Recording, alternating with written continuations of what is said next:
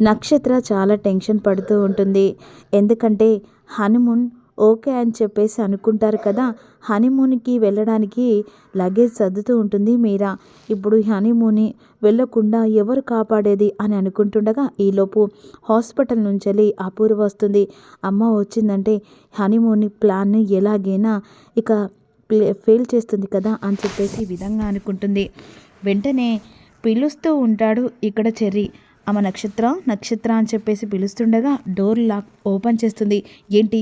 ఏం లేదు, ఎందుకంటే మనం వెళ్ళటానికి టైం అవుతుంది కదా దాని గురించి అని అంటుండగా, అయినా మా అమ్మకి ఎలా ఉందో చూడకుండానే హనీమూన్కి వెళ్తామా అనే విధంగా నక్షత్ర అంటుంది. ఈలోపు మెల్లిగా తనని లోపలికి తీసుకొని చరచంద్ర వస్తూ ఉంటాడు. కాలికి ఫ్రాక్చర్ అవుతుంది కదా.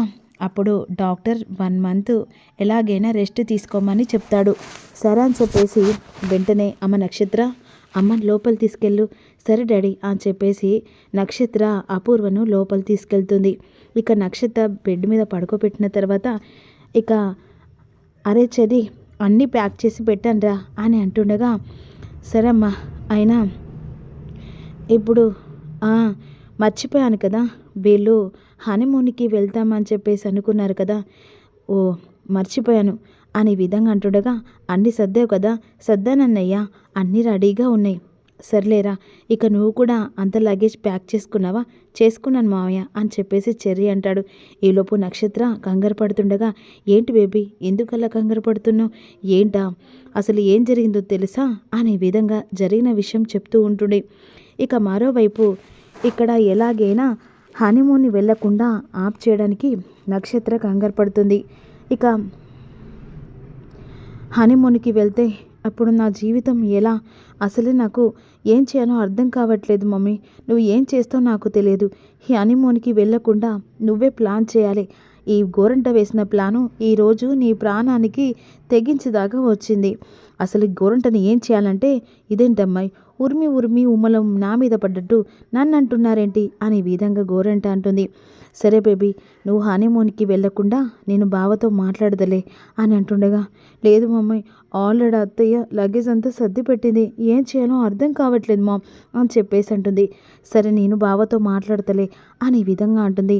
మరోవైపు అమ్మ నక్షత్ర, టైం అవుతుందిరా అమ్మ, అదుగో డాడీ పిలుస్తాను మామ్, ఇప్పుడు ఏం చేయాలి అని అంటుండగా మెల్లగా ఇక అపూర్వ అలా బెడ్ మించెల్లి లేచేస్తూ, బావా ఏంటి అపూర్వ, నేను రెస్ట్ తీసుకోమని చెప్పాను కదా. కాదు బావా, నీతో కాసేపు మాట్లాడాలి. ఏంటి అంటే ఇలా అని కాదు, కానీ ఇప్పుడు నేనున్న సిచ్యువేషన్లో నక్షత్ర నాకు సపోర్ట్గా ఉంటే బాగుంటుంది. అంటే అట్లీస్ట్ 2 మంత్స్ దాకా నన్ను రెస్ట్ తీసుకోమని చెప్పాడు కదా. ఇప్పుడు నక్షత్ర తర్వాత నా 2 మంత్స్ అయిపోయిన తర్వాత నేను కవర్ అయినాక వీళ్ళిద్దరూ హనీమూన్ ప్లాన్ చేసుకుంటే బాగుంటుంది అనిపిస్తుంది బావా. అదేంటి అపూర్వ, ఇంతమంది ఉన్నారు కదా, అయినా నక్షత్ర నిన్నేం చూసుకుంటుంది చిన్నపిల్ల. అవును వదిన, నేనున్నాను కదా, నేను జాగ్రత్తగా మిమ్మల్ని చూసుకుంటానులే అని అంటుండగా, అది కాదు డాడ్, అయినా మమ్మీని ఇలా చూసుకుంటూ దూరంగా వెళ్ళడం నాకు ఇష్టం లేదు. మమ్మీ కవర్ అయిన తర్వాత అప్పుడు హనీమూన్ పెట్టుకున్నానులే.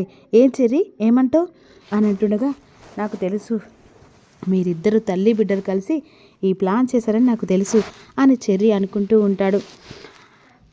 అయినా మమ్మీకి కాలు ఇరగడం, ఇలా నేను వెళ్ళడం నాకు ఇష్టం లేదు డాడ్ అని అంటుండగా, అమ్మ ఎప్పుడైనా వచ్చినప్పుడల్లా ఇదే ఏదో ఒకటి ఇక డిసప్పాయింట్ అవుతూనే ఉన్నారు. అందుకనే ఎలాగో అందరి వల్ల నేను మాట పడాల్సి వస్తుంది. ఇక నీ గురించి కూడా ఆలోచించకుంటే ఇక నీ వేస్ట్ అన్నట్టుగా అంటూ ఉంటాడు.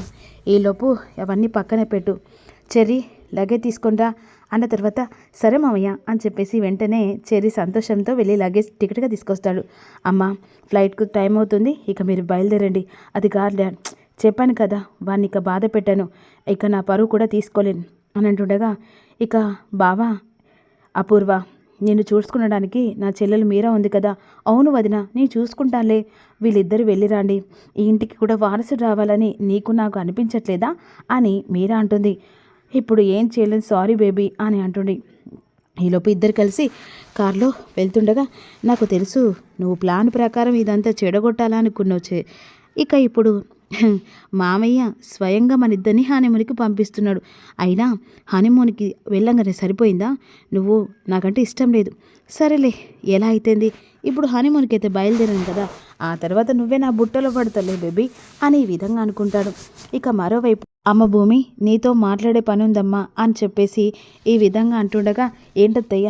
ఏం లేదమ్మా, అసలు శివ ఉన్ను పూర్ణి ఇద్దరు ప్రేమించుకుంటున్నారమ్మా అనేసరికి ఒక్కసారిగా షాక్ అయి సంతోషంలో మునిగిపోతుంది. ఏంటత్తయ్య ఏమంటున్నావు? అవునమ్మా, గత కొన్ని రోజుల నుంచి వాళ్ళు ప్రేమించుకుంటున్నారు. అది నాకు ఈ మధ్య తెలిసింది.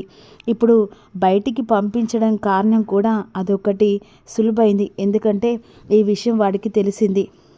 అందుకే వాడు నీతో శివ గురించి మాట్లాడడానికి ఇక వాడు నిర్ణయించుకున్నాడు.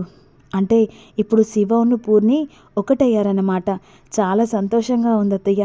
అసలు ఈ సంతోషాన్ని ఎంత ఎక్సైట్గా అనిపిస్తుందో తెలుసా అని అంటుండగా, అయినా నీ కొడుకు నన్ను ఇప్పుడు నా తమ్ముణ్ణి పూర్ణికి ఇవ్వడానికి ఒప్పుకోవాలన్నా? అస్సలు ఒప్పుకోను. అదేంటమ్మా అలా అంటున్నావు? నన్ను ఎలా టార్చర్ పెట్టాడు? ఇప్పుడు నీ కొడుకుని చూడు, ఎలా ముప్పు తిప్పలు పెట్టి 3 చెరువులు నీళ్ళు ఇస్తాను అనే విధంగా అనుకుంటూ, సరే అమ్మా ఇక మీ ఇష్టం అని చెప్పేసి ఈ విధంగా నవ్వుతూ ఉంటుంది. బావా, ఈ రోజుతో నీ ముక్కు పిండి నేను ఎలా చేస్తానో చూడు. ఈలోపు చెట్లకు వాటర్ కొడుతూ ఉంటుంది. గగన్ భూమితో ఈ విషయం ఎలాగైనా మాట్లాడాలని చెప్పేసి అనుకుంటాడు. ఇక భూమి వాటర్ కొడుతుండగా భూమి అని చెప్పేసి పిలుచుకుంటూ వస్తాడు. ఏంటి బావా, కాఫీ కావనా అని చెప్పేసి ఆ వాటర్ కొడుతుండగా అని చెప్పేసి అంటాడు. అది కాదు భూమి, నేను పూర్ణి విషయం అని వస్తున్నా అత్తయ్య అని చెప్పేసి మళ్ళీ గగన్ని అవే చేసి లోపలికి వెళ్తుంది. ఇది తిక్కలది పోయింది కదా అని చెప్పేసి లోపలికి వెళ్తాడు. కిచెన్లోకి వెళ్తుంది. భూమి అది శివ గురించి పూర్ణి గురించి పెళ్ళి విషయం అత్తయ్య వస్తున్నా కాఫీ తీసుకురావనా? వస్తున్నా అని చెప్పేసి కావాలని మళ్ళీ గగన్ని అవాయిడ్ చేస్తుంది. గగన్ కోపంతో తల మీద కత్తి పట్టుకొని కొట్టేది అని చెప్పేసి కళ్ళేరు చేసి చూస్తుంది. అప్పుడు వెంటనే మళ్ళీ హాల్లోకి వస్తాడు. భూమి, నేను చెప్పేది వింటావా అని చెప్పేసి అంటుండగా, ఏంటి బావా, ఏంటి నీ నాసా, ఈ రోజేంటి నా చుట్టూ గుడి చుట్టూ ప్రదక్షిణలు చేసినట్టు నా చుట్టూ తిరుగుతున్నావు ఏంటి బావా అని అంటుండగా, అంటే ఏంటంటే పూర్ణిను శివ అని అంటు పూర్ణును శివ ఏంటి వాళ్ళు ఏమైంది? కాలేజీకి వెళ్ళారు కదా. చెప్పేది విను భూమి, కాస్త చెప్పేది విను. వాళ్ళిద్దరూ ప్రేమించుకున్నారు, వాళ్ళకు పెళ్లి చేద్దాం అనుకున్నా. అవునా? అయితే ఇప్పుడు నేనేం చేయాలి? అదేంటి అలా అంటున్నావు? వాళ్ళకు పెళ్లి చేద్దామని అనుకుంటున్నా, నువ్వు ఓకే కదా? లేదు బావా, నేను ఒప్పుకోవట్లేదు. ఏంటి ఒప్పుకోవట్లేదా?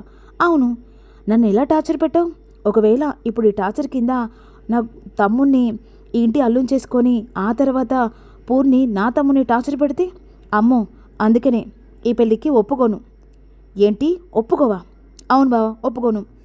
అయినా నేను ఒప్పుకోవాలంటే నాకో షరతు. ఏంటో షరతు? నన్ను ఇష్టపడాలి, నన్ను ప్రేమించాలి, నన్ను హక్ చేసుకోవాలి. యథావిధిగా ఒకప్పుడు భూమిని ఎలా ప్రేమించావో అలా ప్రేమిస్తేనే ఈ పెళ్ళికి ఒప్పుకుంటాను.